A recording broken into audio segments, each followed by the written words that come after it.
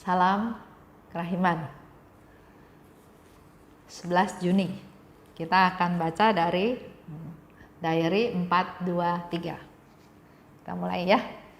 Dalam nama Bapa dan Putra dan Roh Kudus. Amin.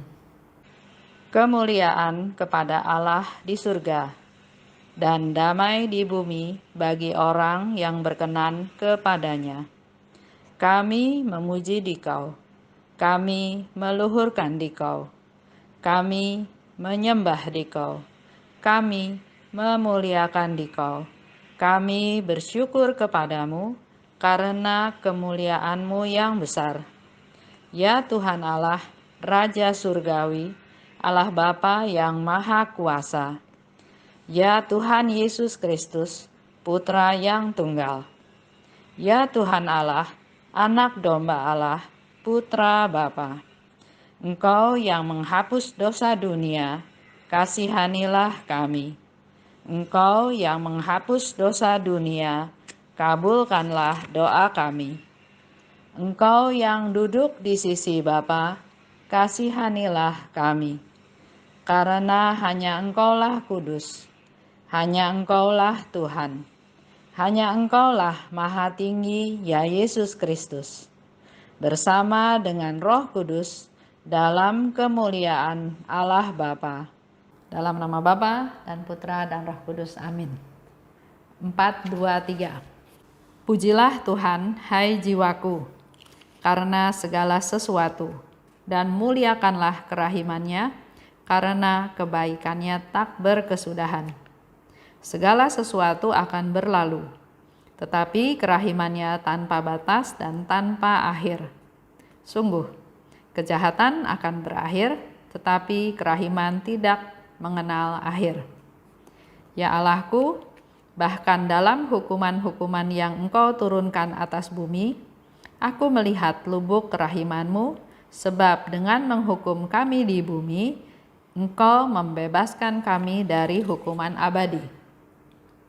Bersukacitalah, hai semua makhluk, karena kamu lebih dekat dengan Allah yang Maha Rahim daripada seorang bayi dengan hati ibunya. Ya Allah, bagi para pendosa berat yang menyesal dengan tulus hati, Engkau adalah sang kerahiman sendiri. Semakin berat kejahatan pendosa, semakin besar haknya untuk mendapatkan kerahiman Allah. 423. Suster Faustina mengajar kita, pujilah Tuhan. Hai jiwaku, karena segala sesuatu. Jadi bukan hanya hal-hal yang menggembirakan, tapi Suster Faustina minta kepada jiwanya, pujilah Tuhan. Karena segala sesuatu. Muliakanlah kerahimannya.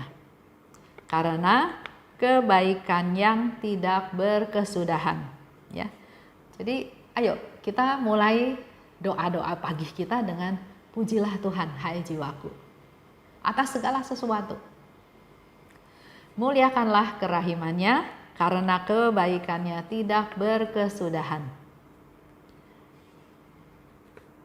Segala sesuatu akan berlalu. Apa yang kekal di dunia ini? Kekayaan bisa berlalu. Kekuasaan, kita lihat ya, betapa banyak orang berkuasa akhirnya jatuh. Orang yang kaya mungkin turunan diberikan kepada anaknya, diberikan kepada cucunya, juga akhirnya jatuh. Nama besar, waktu dia hidup namanya besar. Setelah meninggal mungkin anak-anaknya masih kenal, generasi anaknya. Generasi cucunya mungkin udah nggak tahu itu siapa. Apalagi generasi cicitnya, siapa itu? Dan seandainya jadi tahu pun, ya who cares katanya ya, siapa peduli. Segala sesuatu akan berlalu. Kekayaan, kekuasaan, nama besar, nggak ada yang kekal. Semuanya akan berlalu. Tapi kerahimannya tanpa batas dan tanpa akhir. Kerahiman Tuhan akan selalu ada. kejahatan akan berakhir. Kalau kita lihat film juga ya, kalau cerita itu ada yang jahat, ada yang baik. Di akhir film biasanya yang jahat kalah, yang baik menang. Dan memang benar, kejahatan itu akan berakhir. Jadi kita juga harus punya iman, Tuhan itu nggak tinggal diam. Kejahatan akan berakhir, tapi kerahimannya tidak mengenal akhir. Saya pernah cerita ya, yang soal ada orang keluar dari penjara, dia cari kerjaan, nggak dapat kerjaan, akhirnya dia numpang tidur di rumah uskup. Besok paginya dia mencuri barang-barang uskup, ketangkap sama polisi dibawa lagi ke uskup. Apa yang dilakukan oleh uskup? Berarti jahat kan? Si pencuri ini sudah di penjara, keluar dari penjara, dia mencuri lagi, tetap jahat kan? Tapi apa yang dilakukan oleh uskup? Dia nggak menghukum, nggak bilang masukin lagi ke penjara. Memang ini orang nggak tahu diri, udah dikasih kebaikan, bukannya terima kasih, tapi malah mencuri lagi. Enggak. Bapak uskup ini dipengaruhi oleh kerahimannya Tuhan. Dia nggak menyalahkan si pencuri ini, malah membela dalam tanda kutip. Oh, dia nggak mencuri, itu barang-barang memang saya kasih. Bahkan kamu lupa ya, ini satu tempat lilin mau saya kasih lagi ke kamu. Sehingga polisi yang tadinya mau nangkap pencuri nggak jadi. Karena memang uskupnya bilang enggak, orang ini nggak mencuri. Orang ini membawa barang yang memang saya kasih. Akhirnya si pencuri bertobat, kejahatan berakhir. Dia akhirnya menjadi orang yang bertobat, orang yang baik, hidup benar. Dia akhirnya mengakhiri hidupnya di salah satu biara sampai umur 89 tahun, ya kalau nggak salah ceritanya seperti itu. Jadi sekarang kita nih belajar, mau akhiri kejahatan bisa dengan kita memberikan kerahimannya Tuhan, dengan mengampuni, dengan memaafkan, dengan menarik dia supaya jangan makin kejeblos. Kejahatan berakhir, tapi kerahimannya tidak akan pernah berakhir. Nah, kita nih para devosan kerahiman jadi perpanjangan tangannya Tuhan untuk supaya orang-orang yang jahat itu merasakan kerahiman Tuhan. Pernah ya dibahas, Tuhan itu benci sama dosanya manusia, tapi Tuhan tetap sayang sama pendosanya. Ada satu cerita, tentara Jerman luka parah, dia udah sekarat, udah mau mati. Ya, ini waktu zaman Nazi ya, dia udah mau mati, dia luka parah, terus dia bilang, saya perlu orang Yahudi, saya mau ngaku dosa sama orang Yahudi, katanya gitu. Jadi si suster ini peduli, orang udah sekarat mau mati, apa yang diinginkan berusaha dipenuhi. Jadi suster ini coba-coba cari. Ternyata ada di situ ada orang Yahudi. Dia tanya, kamu orang Yahudi? Iya, saya orang Yahudi. Udah sini, saya perlu. Nah, suster ini membawa orang Yahudi itu ke tentara Jerman. Tentara Jerman luka parah, mukanya semua ditutupin sama plester sama apa, pokoknya mukanya ketutup semua, cuma kelihatan matanya aja. Terus tentara Jerman itu bilang, kamu Yahudi? Iya, saya Yahudi. Dia bilang, saya perlu orang Yahudi karena saya mau minta ampun, mau minta maaf karena saya berdosa besar terhadap orang-orang Yahudi khususnya. Jadi saya dulu waktu kecil ini saya orang Katolik. Tapi begitu zaman perang, dia bergabung sama tentara Hitler, tentara Nazi. Jadi dia akhirnya dapat tugas perang. Jadi dia punya tugas, salah satunya pernah satu kejadian, dia menggerebek satu rumah, semua orang Yahudi dimasukin ke dalam rumah itu, dia bilang kira-kira ada 300 orang, semuanya masuk ke dalam rumah itu, rumahnya itu dikunci, digranat, dibakar, biar semua orang Yahudi mati di dalam rumah itu, dia bilang gitu. Dan dia bilang nggak boleh ada yang keluar rumah. Kalau keluar rumah sama dia ditembak katanya gitu. Ya bukan dia sendiri ya, sama tentara-tentara Nazi lainnya. Waktu rumah itu digranat, dibom, dibakar, ada yang keluar karena panas kan di dalam. Dia lihat ada seorang bapak sedang menggendong anaknya. Dan tangan satunya berusaha nutupin matanya si anak karena itu kan panas gitu ya. Terus dia lihat di sebelahnya ada seorang perempuan. Dia pikir itu pasti istrinya. Tapi karena dia keluar, memang syaratnya kalau keluar ditembak, akhirnya ditembakin, semua ditembakin, mati semua. Itu dia ceritakan pada orang Yahudi itu, dia bilang, saya bersalah, saya berdosa, saya udah sekarat, saya mau minta ampun. Saya nggak mungkin bisa minta ampun sama orang, dan saya sekarang bersyukur karena ternyata dari segitu banyak orang saya bisa menemukan orang Yahudi dan saya mau minta ampun. Nah giliran si orang Yahudi ini, dia langsung ingat bagaimana mamahnya atau neneknya ditembak mati di depan dia. Dia juga ingat betapa besar penderitaan dia dan syukur-syukur dia nggak mati. Dia masih hidup. Jadi waktu tentara ini mau minta ampun sama dia, pertama dia kaget, dia bingung, dia marah, dia kesel, dia diem aja, ya. Nggak lama orang Yahudi ini pergi tanpa memberi ampun kepada si tentara Jerman tersebut. Dia pergi, dia bercerita sama teman-teman Yahudi lainnya. Waktu dia bercerita, dia katakan ceritanya ya, dan orang-orang Yahudi itu bilang, ya benar, kamu jangan ampunin dia, itu orang kurang ajar, berdosa, nyiksa kita, membunuh kita semua, seenaknya aja, biadab, dan seterusnya. Sesaat dia merasa terhibur, apa yang dia lakukan itu benar. Tapi ingat, ada suara hati nggak damai, nggak tenang. Dia merasa, kenapa dia nggak ampuni orang ini? Dia ingat Yesus aja ampuni semua orang yang berdosa yang menganiaya dia. Bahkan Yesus berdoa buat orang-orang yang menganiaya dia. Bapa, ampunilah mereka karena mereka tidak tahu apa yang mereka lakukan. Saya siapa? Saya ini pendosa. Kok saya nggak bisa ampuni orang yang mau minta ampun? Dan dia hidup dalam penyesalan. Nah, jangan sampai hal itu terjadi pada kita. Ada orang mau minta maaf sama kita, kitanya keras, kitanya pikir egois, sakit hatinya segala macam, ingat. Dan tidak ada pengampunan, dan misalnya kemudian orang itu meninggal. Bagaimana kita? Apakah kita anak Tuhan? Apakah kita melaksanakan apa yang Tuhan minta? Mengampuni. Siapa saya? Tuhan bilang jangan menghakimi. Ya.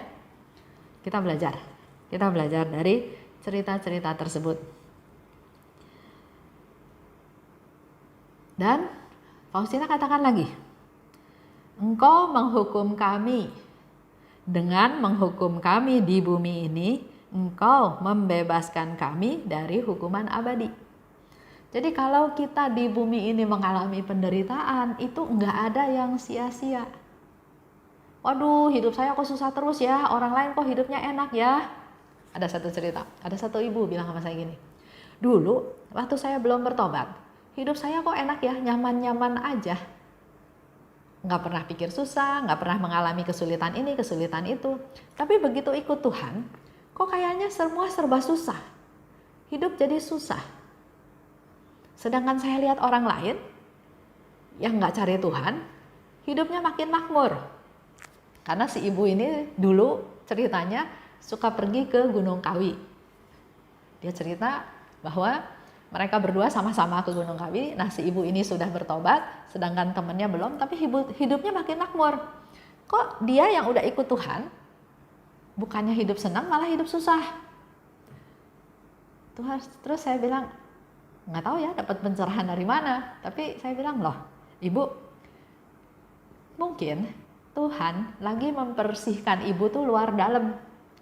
Segala harta yang ibu dapat mungkin dapatnya dengan hal yang nggak benar, pergi ke Gunung Kawi, saya nggak tahu juga ya harta apa. Tapi itu lagi dibersihkan. Makanya hartanya jadi habis, hilang. Tapi itulah proses dibersihkan. Jadi udah nggak ada riwayat-riwayat seperti itu. Yang penting Tuhan juga mau lihat ibu apakah benar-benar mengandalkan Tuhan, berserah pada Tuhan, percaya pada Tuhan. Kita nggak usah lihat rumah tangga lain. Kita nggak perlu lihat orang lain. Kita nggak tahu kehidupan nanti nggak tahu. Yang penting kita sudah terima Tuhan. Tuhan pasti akan memelihara kita. Caranya Tuhan memelihara ya terserah Tuhan. Tapi itulah misteri kehidupan. Jangan bandingkan, jangan berpikir ikut Tuhan itu jadi enak, jadi kaya, jadi berkuasa, tapi serahkan semuanya pada Tuhan. Ya, di sini dikatakan, Engkau menghukum kami di bumi, supaya membebaskan kami dari hukuman abadi. Saya mau cerita, mungkin cerita ini sudah pernah didengar ya, tapi saya pikir ada kaitannya. Ada yang sedang sakit, sekarat, menderita sekali. Jadi malaikat Tuhan datang, tanya, kamu mau menderita seperti ini sepanjang tahun, 1 tahun di bumi, atau 1 hari aja di purgatorium? Dia bilang, oh saya pilih 1 hari aja di purgatorium, daripada dia menderita terus ya, hidup nggak mati nggak barangkali. Jadi dia pilih, udahlah saya mati aja 1 hari di purgatorium, udah itu saya tidak perlu lagi merasakan kesusahan, kesakitan. Oke, malaikat bilang, dia ditaruhlah di purgatorium. Nggak berapa lama, malaikat itu datang lagi, mau lihat nih. Wah, si yang sakit ini teriak-teriak, marah-marah. Malaikat, kamu bohong sama saya. Kamu janjinya kan 1 hari. Saya nih sudah 20 tahun ada di purgatorium, kok menderita terus? Malaikat itu bilang, tenang dulu. Kamu nih baru sebentar di purgatorium. Bahkan badan kamu di pembaringan aja masih hangat. Kita bisa kira-kira ya, berapa menit, berapa jam barangkali. Jadi badan dia itu di ranjangnya aja masih hangat. Hitungan jam kali ya. Tapi si orang sakit ini di purgatorium sudah merasakan penderitaan selama 20 tahun. Akhirnya dia bilang, waduh kalau kayak gitu, enggak dah. Saya lebih baik menderita saja di bumi. 1 tahun lagi saya menderita nggak apa-apa. Daripada saya menderita di purgatorium. Yang saya pikir udah 20 tahun padahal sehari juga belum. Akhirnya orang sakit ini hidup lagi dalam tanda kutip. Dan dia mensyukuri sakitnya. Dia bilang, ya Tuhan lebih baik saya menderita di bumi 1 tahun lagi. Daripada saya menderita 1 hari di purgatorium. Dan kesimpulan akhir dari si sakit ini bahwa ternyata penderitaan di bumi, sakit penyakit yang dia diderita di bumi itu adalah proses dia disucikan. Proses dia menjadi suci. Sehingga di sini dikatakan oleh Suster Faustina, dengan menghukum kami di bumi, Engkau membebaskan kami dari hukuman abadi. Kalau mau cerita lagi yang lain, kita tahu ya cerita orang kaya dan Lazarus. Di situ orang kaya nggak diceritakan dia jahat, dia cuma hidup nyaman dengan baju yang bagus, baju yang mewah, punya rumah besar. Sementara di depan rumahnya ada pengemis yang banyak boroknya, bahkan dijilatin oleh anjing. Kalau kita tahu cerita tersebut, setelah dua-duanya mati, Lazarus ada di pangkuan Abraham, sedangkan orang kaya itu mohon-mohon, Lazarus celupin 1 jari aja, 1 tetes air buat membuat dia yang kepanasan itu supaya menjadi sejuk. Apakah ini ada kaitan dengan apa yang dikatakan oleh Suster Faustina? Dengan menghukum kami di bumi ini, Engkau membebaskan kami dari hukuman abadi. Bersukacitalah hai semua makhluk, karena kamu lebih dekat dengan Allah yang Maha Rahim daripada bayi dengan hati ibunya. Allah yang Maha Rahim itu bukan Allah yang jauh, Allah yang enggak terjangkau. Tapi Allah yang Maha Rahim itu adalah Allah yang dekat sekali. Bahkan dia memeluk kita, menjaga kita. Suster Faustina memberikan perbandingan, lebih dekat dengan Allah yang Maha Rahim daripada ibu yang dengan bayinya. Antara si bayi dengan hati ibunya. Ya. Kalau ibu itu sedang, kita bicara bayi berarti yang bisa masih menyusui ya. Kalau bayi itu lagi menyusu pada ibunya, dekat sekali kan dengan hati ibunya, bahkan mungkin bisa dengar denyut jantung ibunya. Tapi di sini Tuhan bilang, mengkonfirmasi melalui Suster Faustina, bersukacitalah hai semua makhluk, karena kamu lebih dekat dengan Allah daripada bayi itu dengan hati ibunya. Dan bagi pendosa yang berat, menyesal dengan sepenuh hati, akan diampuni segala dosanya karena Yesus itu adalah sang kerahiman itu sendiri. Yesus juga ada banyak janji ya, kasih tahu bahwa orang itu berdosa berat sekali, asal satu kali aja doa koronka dengan sungguh-sungguh, dia juga memperoleh indulgensi yang sama. Semakin berat kejahatan pendosa, semakin besar haknya untuk mendapatkan kerahiman. Kita refleksi ke diri kita masing-masing. Kalau ada orang yang salahnya dikit-dikit, okelah kita ampuni. Tapi kalau ada orang yang berdosa berat kepada kita, gampang gak ampuni? Malah kita bilang enggak, selama-lamanya orang itu gak bakal kita ampuni. Sampai 7 turunan, saya akan ingat terus akan dosanya orang itu. Padahal di sini Yesus bilang, semakin berat kejahatan si pendosa, dia itu semakin berhak untuk memperoleh kerahimannya Tuhan.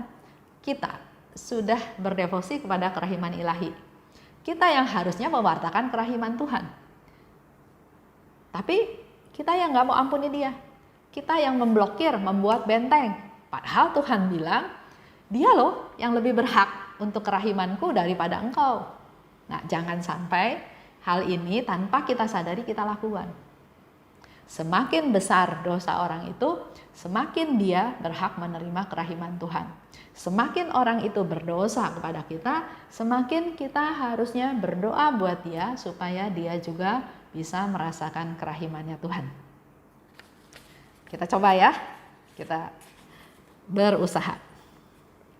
Baik, kita tutup dengan doa. Dalam nama Bapa dan Putra dan Roh Kudus. Amin. Ya Bapa yang Maha Baik, tak henti-hentinya kami bersyukur dan berterima kasih atas segala rahmat-Mu. Dan hari ini Engkau memberikan satu masukan lagi kepada kami, di mana kami masih sering melanggarnya. Sering kami mudah mengampuni orang yang bersalah kepada kami bila salahnya kecil.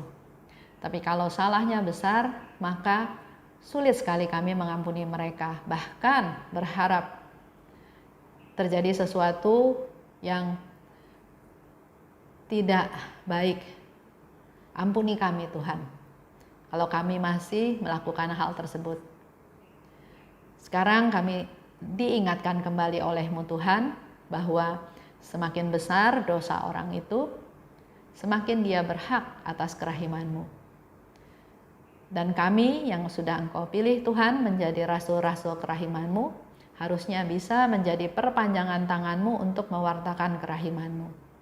Oleh sebab itu Tuhan, mampukan kami untuk bisa mengampuni orang yang bersalah kepada kami.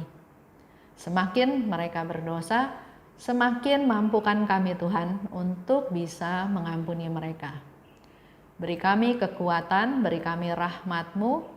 Semoga kami bisa melakukannya, bukan hanya mulut kami yang mengampuni, tapi sungguh-sungguh dari hati kami. Supaya mereka semua juga bisa merasakan kerahiman-Mu.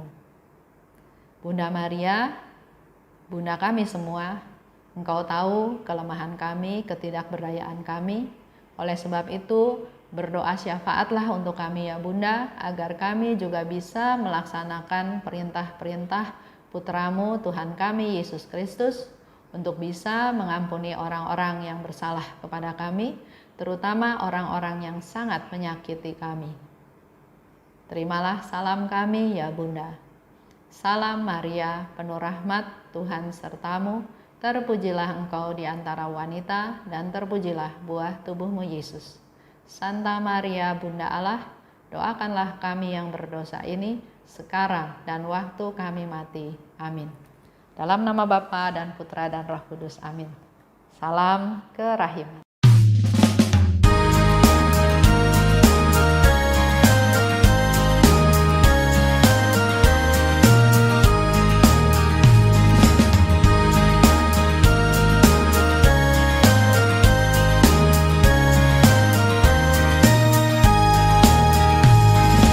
Berbahagialah jiwa yang menyerukan kerahiman Tuhan.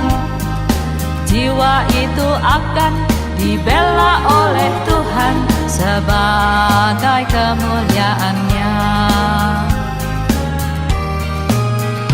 Pujilah kerahiman Tuhan dengan mengandalkan kerahiman-Nya. Pujilah kerahiman Tuhan sepanjang hidupmu. Pujilah kerahiman Tuhan dengan mengandalkan kerahiman-Nya itu.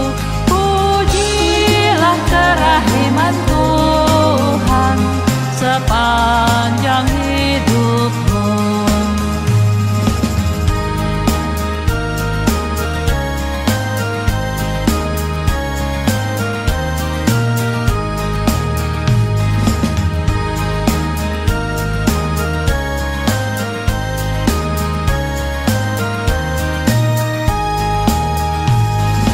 Berbahagialah jiwa yang menyerukan kerahiman Tuhan.